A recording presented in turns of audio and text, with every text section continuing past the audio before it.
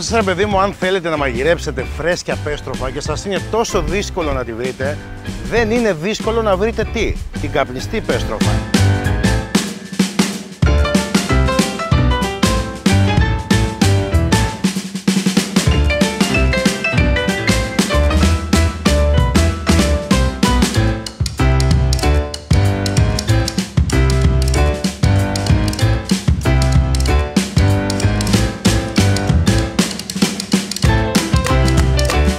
Και αφού δοκιμάσαμε σαλάτα με πέστροφα, λέω να φτιάξουμε μια μακαρονάδα.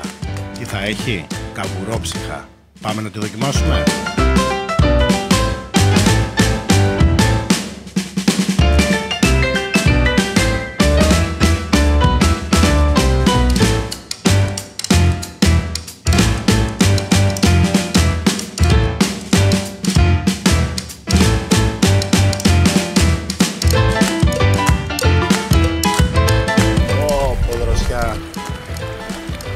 Και να πάω να κάνω και τις τηγανίτες.